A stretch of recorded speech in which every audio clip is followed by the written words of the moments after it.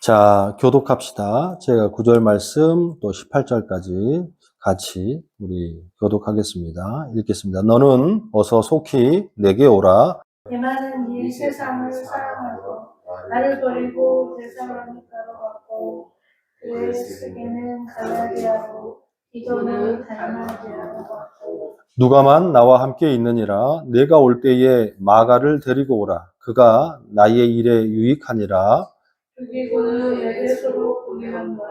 내가 올 때에 내가 들어와 가보의 집에 둔 겉옷을 가지고 오고 또 책은 특별히 가죽 종이에 쓴 것을 가져오라. 대리장세 산에 쓴목은 내게 해를 많이 부었으니 주께서 그 행한 대로 그에게 갚으시리니 너도 그를 주의하라. 그가 우리 말을 심히 대적하였느니라. 내가 처음 변명할 때에 나와 함께 한 자가 하나도 없고 다 나를 버렸으나 저희에게 허물을 돌리지 않기를 원하노라. 주께서 내 곁에 서서 나에게 힘을 주심은 나로 말미암아 선포된 말씀이 온전히 전파되어 모든 이방인이 듣게 하려 하심이니 내가 사자 입에서 건짐을 받았느니라. 주께서 나를 모든 악한 일에서 건져내시고 또 그의 천국에 들어가도록 구원하시리니 그에게 영광이 세세 무궁토록 있을지어다. 아멘. 자, 오늘은 디모데후서 4장 9절에서 18절의 말씀, 한 해를 마무리하면서라는 제목을 가지고 함께 말씀을 좀 나누기를 원합니다. 먼저 이제 감사드리고 또 고마운 것은 뭐 아시는 분은 아시겠지만 이번 주에 저희가 좀 사고가 좀 있었지 않습니까? 있어서 이제 차를 폐차를 했습니다. 차를 폐차를 하고 좀 어려움이 있었는데 참 난감했죠. 근데 그 가운데는 그 당시에는 참 어려움이 좀 있었어요. 왜 이런 일들이 우리한테 오는 것인가? 또 힘들었고. 근데 그 수습하는 며칠 안 됐지 않습니까? 며칠 사이에 돌아보면 또 감사함이 좀 있습니다. 사실은 지금 교통사고가 났음에도 불구하고도 뭐 사실은 이렇게 설교를 하고 있고 또 아직은 몸이 좀 붓고 좀 그런 후유증이 있습니다만 또 팔도 좀 그렇습니다만 또 우리 사모도 여러 가지가 좀 어려움이 좀 있습니다만 어쨌든 간에 인명사고 안 나고 다른 차 우리가 안 박았고 그렇잖아요. 다른 차 박았으면 그쪽도 어렵고 나도 어렵고 그렇잖아요. 또 차는 폐차했지만 또 열심히 또 차를 또 우리가 구하고 또 그렇게 됐으니까 너무 감사한 것 같습니다. 또 그 가운데에 위로해 주시고 전화해 주시고 또 한국에서도 또 중보해 주신 분들이 계셔서 더 감사합니다. 어쨌든 이번 한 해 잘 마무리하면서 또 새해를 맞이했으면 좋겠습니다. 그러면서 어떻게 하면 한 해를 이제 마무리하면서 말씀을 함께 나눌까 고민하다가 디모데후서 4장 오늘 9절에서 18절 말씀을 참 가지고 왔는데 오늘 개인적으로 디모데후서 4장을 묵상하면서 참 은혜가 많습니다. 왜 그러냐면 오늘 이 주인공이 바로 사도 바울인데 사도 바울이 비슷한 점이 참 많아요. 왜 그러냐면 사도 바울의 먼저 공통점은 뭐냐면 사도 바울은 지금 죽음을 예감하면서 편지를 쓰고 있습니다. 디모데 전서하고 디모데 후서인데 디모데 전서는 조금 상황이 다른데 디모데 후서 같은 경우는 이제 디모데지 않습니까? 그러니까 디모데란 자기의 아들 같은 목사님한테 보내는 편지의 글인데 오늘 디모데후서의 배경은 그렇습니다. 이제 사도 바울이 정치범으로 로마에 이제 감옥에 갇히게 되는데 지하 감옥에 갇히고 직감을 하는 거예요. 사도 바울이 이제 죽을 때가 가까이 왔구나. 오늘 본문의 말씀도 읽어봤지만 굉장히 참 아프죠. 인생의 마지막을 예고하면서 또 디모데의 편지를 쓰는데 실제적으로 이 지하 감옥에서 풀려나서 사도 바울이 이제 가택연금을 당합니다. 가택연금을 당해서 3년간의 시간을 보내고 난 다음에 AD 63년에 64년 정도에 이제 단두대에 목이 잘려서 죽게 됐죠. 그러니까 마지막입니다. 그래서 우리가 한 해를 마지막을 바라보면서 24년을 바라보고 있는 관점에서는 비슷한 점이 참 많습니다. 그런데 말씀을 묵상하면서 또 다른 것도 있어요. 뭐가 다르냐면 사도 바울은 더 이상 이제 앞이 없잖아요. 또 더 이상 미래가 없잖아요. 그런데 우리는 비록 2025년도가 마무리가 되지만 한 주가 지나가면 또 2026년도가 시작이 된다는 것에 마지막은 같지만 또 새로운 것이 시작된다는 것에 참 감사함이 좀 있는 것 같습니다. 그리고 또 감사한 것은 어찌됐든 간에 이 설교가 마지막이 아니고 내가 다음 주에 또 설교를 할 수 있다는 것에 있어서 굉장히 참 마음이 좋은 것 같습니다.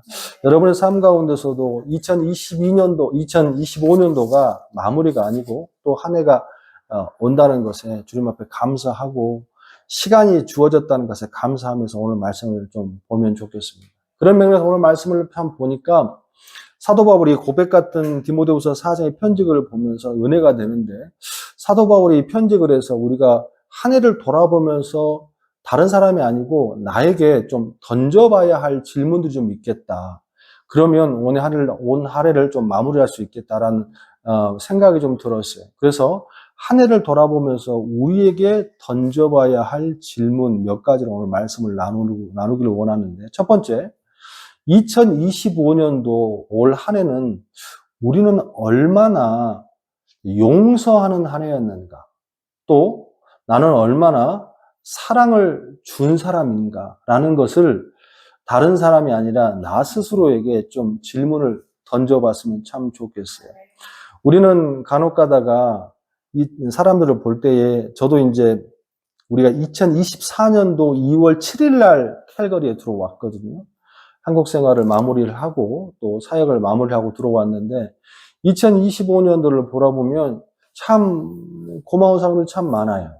또 나쁜 사람도 참 많았습니다. 정말 2025년을 돌아보면 저희 아이들도 좀 상처가 참 많았고 가계적으로도 그렇고 신앙적으로도 그렇고 참 어려운 일이 많고 얼마 전에도 이렇게 제가 글을 하나 올렸는데 정말 제가 50평생을 살아가면서 경험하지 못한 경험을 참 많이 했다라는 생각이 참 들었습니다. 그리고 정말 새로운 종류의 인간계를 참 많이 봤다라는 생각을 참 많이 했습니다. 여기 한인에 와서. 네, 그러면서 제가 목사지만 상처도 참 많이 생기는 것 같아요. 그런데 돌아보면서 내 질문을 던져보니까 또 참 감사하는 사람도 참 많다라는 것을 참 느꼈습니다. 이번에도 오늘 예배에도 같이 나왔는데 제가 사고가 나서 발이 묶였지 않습니까? 그리고 아는 사람도 없고 경제적으로도 힘들고 그래서 출퇴근도 못하고 이랬는데 또 우리 청년이 와서 차도 같이 도와주고 또 그렇게 해서 한 주를 잘 무사히 넘기고 또 그랬습니다. 그런 맥락으로 볼 때에 오늘 사도 바울도 마찬가지인 것 같아요. 사도 바울이 신앙 가운데 쭉 돌아보니까 사도 바울한테도 좀 좋은 사람도 참 많았지만 사도 바울한테 참 나쁜 사람도 참 많았던 것 같아요. 오늘 본문의 말씀 디모데후서 4장 14절에 보니까 그런 것이 드러나 있어요. 우리 14절 같이 한번 볼까요? 시작. 구리 세공업자 알렉산더가 내게 해를 많이 입혔음에 주께서 그 행한 대로 그에게 갚으시리니 너도 그를 주의하라. 그가 우리 말을 심히 대적하였느니라. 아멘. 바울의 사역이 참 베테랑 사역이고 정말 사람들을 많이 만났는데 사도 바울이 이렇게 대놓고 해서 다른 사람을 주의해라? 그 사람은 싫다라고 말하는 것이 이렇게 쉽게 드러나지 않는데 오늘 본문의 말씀에 보니까 그런 말씀이 나와요. 사도 바울이 구리생공업자 알렉산더라는 사람이 있는데 그 사람이 사도 바울의 사역하는 데에 해를 많이 입혔대요. 그러니까 목회를 하다 보면요.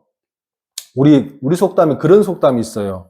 아니 땐 굴뚝에 연기나랴 뭐 이런 속담이 있습니다. 그러니까 이유가 있으니까 그런 행동이 나오겠지라는 그런 말이에요. 그런데 제가 목회 한 20년 전 넘어가는 거 보면 이유 없이도 사람 모함하는 거 많이 봤습니다. 이유 없어. 그러니까 아니 땐 굴뚝에 연기를 안 뜨는데 불구하고 연기를 만들어서 피워서 내는 사람도 참 많이 봤습니다. 악하다는 표현밖에 안 될 수 있는 사람들을 참 많이 봤어요. 근데 중요한 것은 오늘 본문의 말씀에도 그런 것 같아요. 중요한 것은 이 구리세공업자 알렉산더가 굉장히 사도 바울을 힘들게 하고 어렵게 하고 이렇게 글까지 써놓은 거 보니까 매우 힘들었나 봐요. 15절에 보니까 너는 누구예요? 디모데를 말하는 거겠죠? 디모데 목사. 너도 그 사람을 어떻게 주의해라. 그가 우리말을 하나님의 말씀을 대적했다는 이 대적했다는 단어가 사탄입니다. 사탄. 그러니까 하나님을 대적하는 아주 싫어하는 사람이다라고 할 수 있어요. 근데 우리가 한 가지 그럼에도 불구하고 힘을 얻는 것은 내게 해를 많이 입혔음에 내가 그를 행한 대로 갚아주리라 하지 아니하고 사도 바울은 내게 해를 많이 입혔지만 누가 주께서 행한 대로 그를 갚아주리라 라고 하고 있습니다. 우리는 돌아봐야 돼요. 매 순간순간마다 굉장히 힘들 때가 참 많아요. 또 어려울 때가 참 많아요. 또 주님의 종으로 살아가면서 믿는 자로 살아가면서 나를 힘들게 할 때가 참 많아요. 그런데 우리는 분명하게 봐야 됩니다. 그런 사람에게 주목하면 안 돼요. 그런 사람의 너무 마음을 뺏기면 안 돼요. 현대 심리학자가 책을 하나 썼는데 그 사람의 한 줄이 이제 기억에 남아요. 대부분의 현대인들이 자기를 좋아하고 괜찮게 생각하면서 관계를 갖는 게 한 95% 된다는 거예요. 자기 주위에 사람들을 관계를 하는 그 퍼센트를 보니까 자기의 관심을 갖고 좋아하고 95%. 근데 어쩔 수 없이 또 자기를 싫어하고 적대시하는 사람이 한 5%.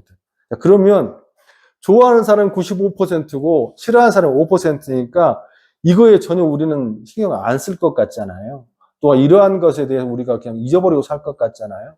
그런데 안타깝게도 현대인의 지금 통계로 보면 한 43%는 우울증, 50%는 공황장애가, 50% 까지, 공황장애까지 가면 50%가 넘는다고 그래요.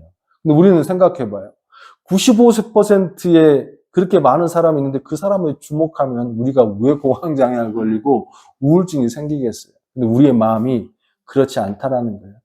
우리는 돌아보면서 나를 싫어하고 어렵게 하는 사람들이 그렇게 많지 않아요. 그렇게 많지 않아. 그런데 그 사람들이 내 마음에 사라지지 않는다고 또 사라지지 않으니까 내가 자꾸 힘들어하는 것 같아요. 이걸 좀 버려야 될 것 같아요. 내 아는 목사님이 부교육자만 16년 했어요. 16년 하고 드디어 담임 목사 청빙을 받아서 한 500명 되는 교회에 청빙을 받고 꽤 큽니다. 평을 받았어요. 그런데 그 결론만 말씀을 드리면 그 목사님이 교회를 사표를 냈습니다. 한 8개월 만에 사표를 냈어요. 그래서 왜 그러냐 그랬더니 너무 힘들어서 교회에서 목회를 못 하겠다는 거예요. 설교를 못 하겠다. 사람을 못 만나겠다는 거예요. 왜 그랬더니 그러니까 개척한 목사님이 계시고 후임이 오면 당연히 이게 싫어하는 분들이 계십니다. 그렇지 않아요? 개척한 목사님과 30년 있다가 새로운 목사님 오면 뭐 그 사람이 뭐 좋겠습니까? 싫어할 수 있잖아요. 근데 대놓고 목사님 설교하는데 째려보고 이렇게 있고 또 자고 있고 또 막 어떤 사람은 막 뭐 설교 끝나고 나서 막 이렇게 막 그럴 수 있습니까? 막 이런 것을 이제 경험한 거예요. 근데 이제 이 목사님이 부교육자 때는, 부목사 때는 그걸 경험해 본 적이 없다는 거예요. 저도 이제 부목사 생활을 해봤으니까 사실은 이 부목사님들은요, 크게 어려움 있죠. 있는데 그런 어려움은 없어요. 그러니까 두루두루 괜찮아. 모든 책임은 누가 지는 거예요? 담임 목사가 지는 거니까 성도들이 그렇게 워낙에 부목사님을 미워하고 막 쪼고 그러진 않아요. 그 생활을 한 10몇 년 하다가 담임 목사로 갔는데 눈에 보이는 적들이 생긴 거예요. 눈에 보이는 적들이. 대놓고, 난 너 싫어.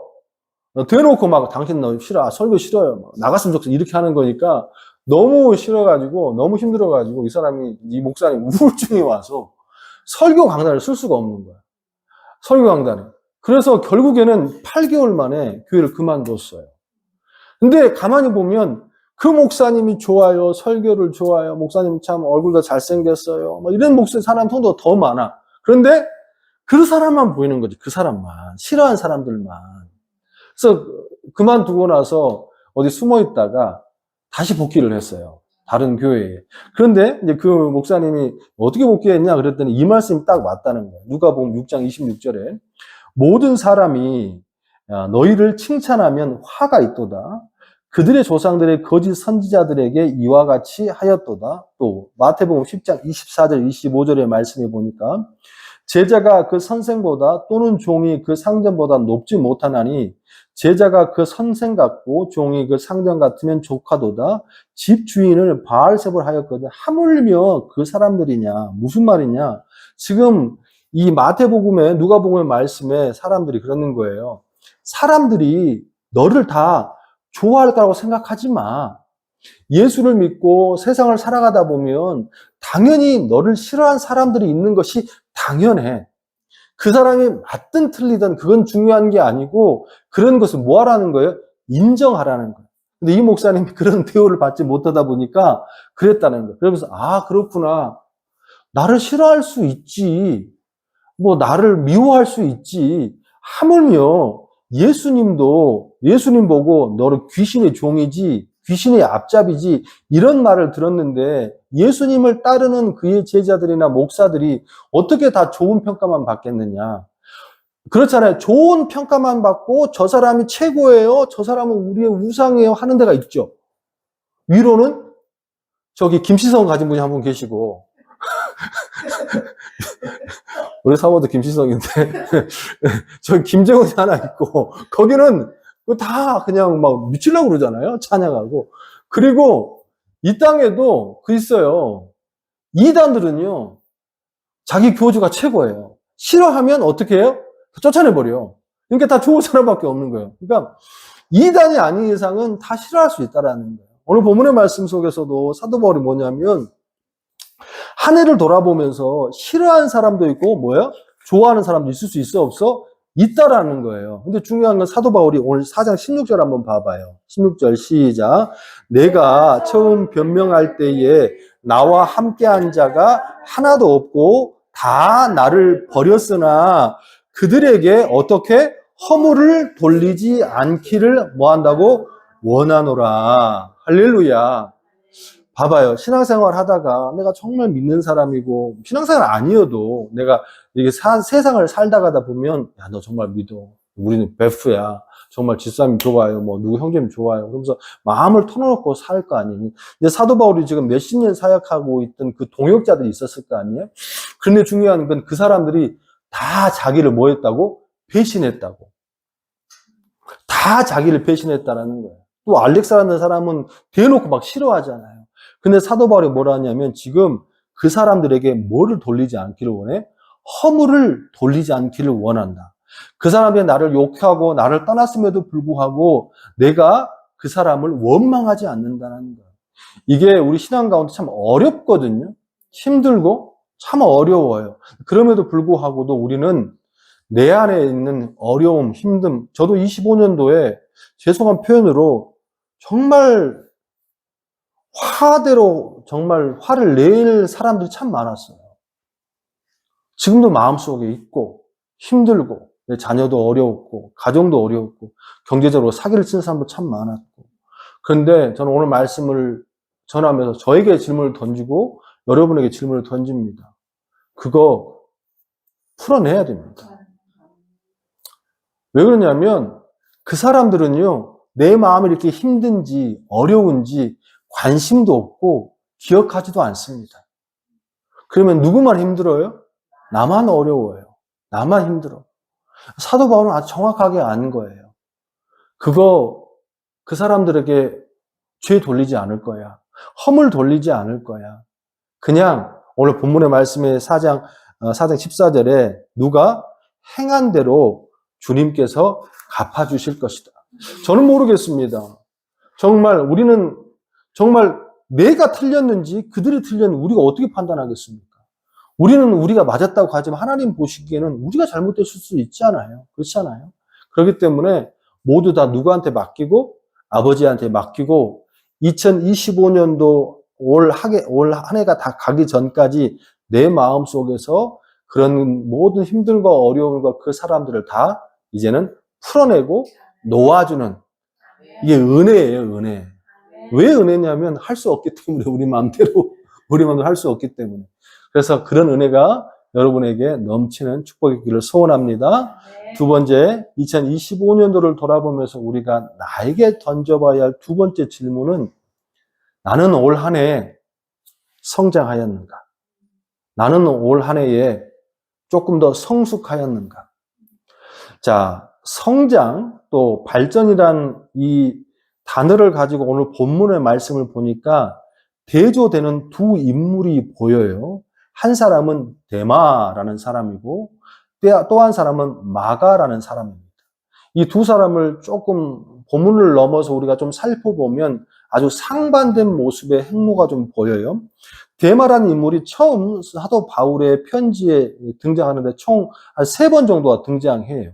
제가 바울 서신 전공이니까 좀 보니까 가장 처음에 등장하는 게 데마라는 사람이 빌레몬서 1장 23절, 24절에 등장하는데 제가 읽어드리겠습니다. 그리스도 예수 안에서 나와 함께 갇힌 자라는 것은 감옥에 갇혔다는 게 아니고 하나님의 은혜에 갇혔다는 뜻이에요. 에바브로와 또한 나의 동역자 마가 아리스다고 그 다음에 데마 누가 문안하노라. 여기에 빌레몬서 1장 23절에 보니까 처음 이 데마라는 사람이 등장하는데 극존칭으로 표현합니다. 우리는 거기를 동역자라는 표현을 썼지만 라틴어 문장에서는 굉장히 높이 평가를 하는 거예요. 그래서 처음에는 데마라는 인물이 굉장한 나에게 도움이 되고 하나님 나라에 믿음이 좋은 사람처럼 소개가 돼요. 그런데 이게 두 번째 등장이 골로새서 4장 14절인데 여기는 조금 뉘앙스가 바뀝니다. 뉘앙스가 사랑을 받는 의사 누가와 또 데마가 너희에게 문안한다라고 표현을 돼요. 그러니까 여기에는 동역자라는 말이 있어요, 없어요? 사라졌어요. 동역자라는 말이 사라졌어요. 그러니까 빌레몬서에는 동역자입니다. 아주 귀한 사람을 했지만 사도 바울이 두 번째 소개할 때는 그 동역자는 표현이 사라졌어요. 그러니까 약간의 온도 차이가 좀 보입니다. 그리고 마지막으로 이 사람이 이 사람을 소개하는 세 번째 등장이 오늘 본문이에요. 디모데후서 4장 10절 보여요. 4장 10절. 우리 같이 한번 읽어볼까요? 시작. 데마는 이 세상을 사랑하여 나를 버리고 데살로니가로 갔고. 이제 확실히 느껴지시죠? 이 데마라는 인물이 빌레몬서와 또 골로새서와 또 디모데후서 4장의 말씀에 보니까 점점 어떻게 돼요? 신앙이 바뀌어갑니다. 처음에는 정말 신실한 동역자였어. 정말 필요한 사람이야. 누가와 같이 함께하는 사람이야. 근데 동역자는 표현이 사라졌어. 좀 어떻게 신앙이 뜨뜻미지근해지기 시작한 거야. 그리고 디모데후서 이제 마지막 서신에 보니까 어디로 갔다고? 뭘 사랑해서? 세상을 사랑해서. 세상을 사랑해서 떠났다라는 거야. 처음엔 사도 바울이 능력이 있는 것과 능력이 있었죠. 죽은 자도 살려내고 막 이런 있었기 때문에 따라다녔는데 점점 사도 바울이 이 행도가 행복한 모습이 아니었던가 봐요. 어렵잖아요. 뭐 돈도 없지, 맨날 맞고 다니지, 감옥에 갇히고 그러니까 점점 하다가 결국엔 사도 바울을 버리고 누구를 따라서? 세상을 따라서 사라졌다는 거예요. 그 신앙이 굉장히 좋아 보였으나 나중에는 실패한 신앙으로. 이게 데마의 상징입니다. 또 한 사람은 마가라는 사람이 있어요. 성경에는 이 마가라는 사람을 요한으로 표현이 되기도 하죠. 이 마가가 처음 등장한 것은 사도행전 13장 13절입니다. 제가 있습니다. 바울과 및 동행하는 사람들이 바보에서 배 타고 밤빌리아에 있는 버가 이르니 요한이 마가입니다. 요한은 그들에게서 떠나 예루살렘으로 돌아가고 상황 설명을 하면 이럽니다. 여러분 사도행전 2장에 보면 그 유명한 마가 다락방이 나오죠. 그 마가 다락방의 주인공이 마가입니다. 근데 마가 다락방에 몇 명이 모였어요? 120명이 모이잖아요. 여러분 봐봐. 다락방에 120명이 올라갈 정도면 어마어마한 저택이에요. 쉽게 말해서 이 마가는요, 귀한 집 아들내미입니다. 굉장히 귀한 집 아들내미. 그리고 굉장히 그 부모가 잘 사는 사람 중에 하나 속하요. 그렇기 때문에 그 120명이 마가 다락방에 올라가서 별도로 대저택을 갖고 있는. 근데 그 사람한테 신앙이 들어와서 믿음이 돼서 이제 사도 바울을 따라서 1차 선교여행을 간 거예요. 근데 실패합니다. 왜? 귀하게 자라서 좋은 것 먹고 좋은 데서 자고 좋은 옷 입었는데 그 여정이 선교가 얼마나 힘들겠습니까? 어렵고 그렇지 않아요? 배고파야 되고 추워야 되고 길바닥에 자야 되고 그러니까 이 마가가 밤빌리아에서 있는 버가 이런 요한은 어떻게 그들을 떠나서 예를 들어 돌아가 버렸어. 그러니까 도망가 버렸다는 얘기예요. 이러한 모습으로 인하여서 중요한 건 어떻게 됩니까? 중요한 건 사도 바울과 바나바가 싸우는 모습이 나와요. 2차 선교 여행에 이 바나바는, 사실 바나바는 이 마가하고는 사촌지간이거든요. 이제 그래도 불구하고도 좀 마가를 데리고 가자. 그런데 사도 바울은 절대 그럴 수 없어. 또 우리 사도 바울 선생님도 한 고집 하잖아요. 절대 그럴 수 없어. 그게 사도행전 15장 37절이에요. 바나바는 마가라는 요한도 데리고 가고자 하나 38절에 뭐 바울은 밤빌리아에서 자기를 떠나 함께, 우리 아까 말했던 13장 13절 사건이에요. 떠나 함께 일하러 가지 아니한 자를 데리고 가는 것이 옳지 않다. 절대 또 그럴 거야, 걔. 그러니까 데리고 갈 수 없어. 또 39절에 보니까 서로 힘이 다투어 피차 갈라서니. 그러니까 사도 바울과 바나바하고 대파 싸웠습니다. 근데 믿음의 경력으로는 바나바가 나이가 훨씬 많습니다. 사도 바울보다. 그럼에도 불구하고 사도 바울이 절대로 never 그 사람 데리고 갈 수 없습니다. 그런 신앙 데리고 갈 수 없습니다. 그렇게 귀한 자식이어서 자기 몸 편하자고 하는 사람을 신앙에 세울 수 없습니다. 이렇게 되는 거예요. 그래서 결국에는 바나바는 누구를? 마가를 데리고 요한을 데리고 구브로 갔고, 그 다음에 바울은 실라를 데리고 빌립보로 갔죠. 우리 그리고 바울과 실라의 16장의 찬양 사건을 볼 수 있잖아요. 어쨌든 간에 이 마가란 사람은, 또 요한이라는 사람은 굉장히 실패한 신앙이고 처음에 출발이 굉장히 부족한 신앙이고 지밖에 모르는 신앙이었다는 거예요. 그런데 이렇던 마가가 서서히 바뀌어가는 모습을 볼 수 있습니다. 고린도서 4장 10절의 말씀에 보니까 나와 함께 갇힌 아리스다고와 바나바의 생질 마가, 생질이라는 건 사촌이라는 뜻이에요. 마가와 이 마가에 대하여 너희가 명을 받았음에 그가 이르거든 영접하라. 사도 바울이 골로새 성도들에게 얘기하는데 뭐냐면 마가가 오잖아. 그러면 마가를 좀 잘 챙겨줘. 마가를 좀 잘 도와줘. 사도 바울이 이런 행동을 보인다고? 싫어했는데 마가 굉장히 좀 안 되는 애라고 생각했는데, 근데 골로새 4장 10절에 보니까 어떻게 됐어요? 마가를 사도 바울에 다시 평가하는 거예요. 그러니까 뭔가 달라졌다는 거예요. 또 이제 빌레몬서 1장 20절에 보니까 또한 나의 동역자 마가, 아리스다고, 데마, 누가가 무난하노라. 빌레몬서에는 어떻게 되는 거예요? 이제 마가를 뭐라고 표현해? 나의 동역자라고 표현합니다. 왜 점점 마가를 이렇게 대우고 하지? 그리고 오늘 본문의 말씀 4장 11절의 마지막입니다. 4장 11절에는 이래요. 우리 같이 한번 읽어볼까요? 4장 11절 시작. 누가만 나와 함께 있느니라. 내가 올 때에 누구를 데려와? 마가를 데리고 오라. 그가 나의 일에 뭐하다? 유익하니라. 우린 전체적인 성경의 레파토리와 스토리를 봤을 때에 이 사람이 달라졌다 안 달라졌다? 달라졌더라는 거예요. 저는 이 모습을 보면서 처음 출발은 미숙했어. 귀공자였고 귀한 집 자식이었고 좋은 것만 먹어서 실패하였지만 마가는 점점 시간이 가면서 어떻게 됐어요? 좋아진 신앙. 그 가운데는 숨은 조력자가 있었죠. 누구예요? 생지라고 표현한 그 누구예요? 바나바. 사도 바울도 사실은 그 혜택을 누렸죠. 사도 바울도 사실은 사람들에게 배신을 아이콘이었고 굉장히 예수를 픽박하는 자였지만 다소에 있던 그 바나바를 증명하면서 끌어낸 게 바울을 끌어낸 게 누구예요? 그게 바나바입니다. 바나바예요. 어찌 되었든 간에 점점 시간이 가면서 이 마가는 뭐 해졌어요? 신앙이 좋아졌고 사람들에게 칭찬을 받고 인생에서도 성공한 인생이 됐다라는 거예요. 나중에는 이 마가가 누구의 제자가 되죠? 베드로의 제자가 되죠. 그래서 베드로서를 씁니다. 베드로는 죽을 때까지 글을 몰랐어요.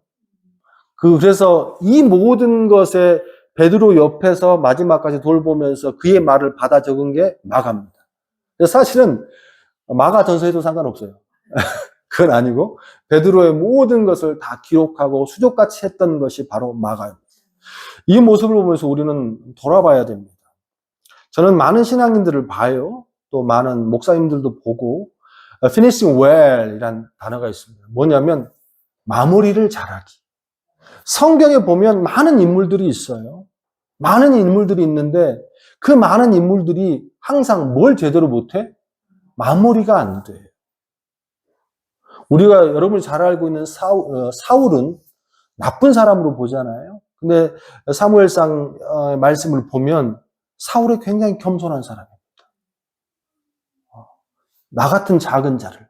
근데 결국에는 어떻게 합니까? 기념비를 세우고 하나님을 대적해서 온 집안이 몰살하는, 마무리가 안 되는. 점점 시간이 가면 갈수록 어떻게 되는 거예요?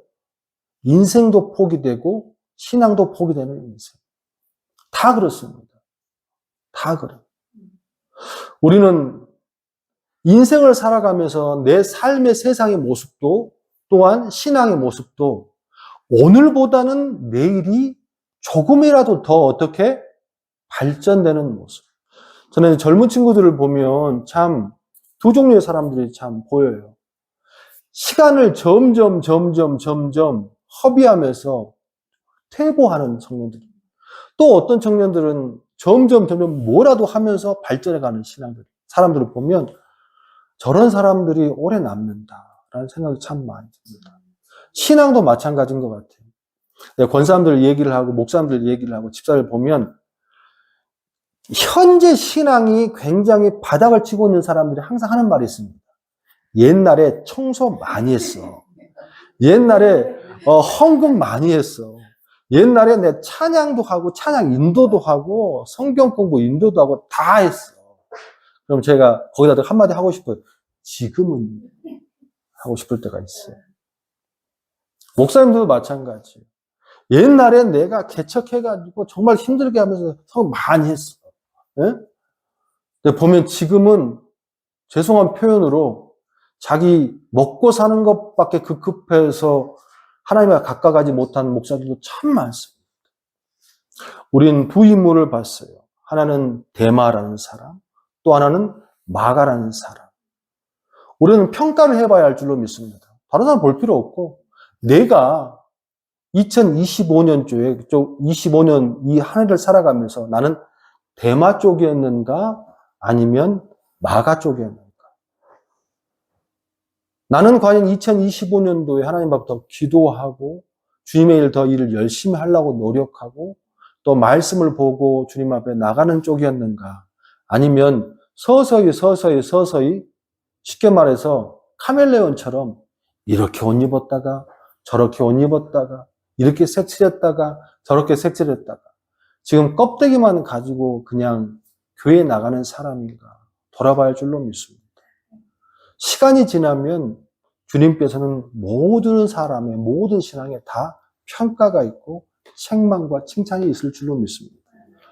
이건 여러분들 드리는 말씀이 아니고 나에게 하는 말입니다. 이제 2025년도가 송구여신이 남았지만 끝났습니다. 저는 캘거리에 와서 작년에도 그랬습니다만 더 많이 배웁니다.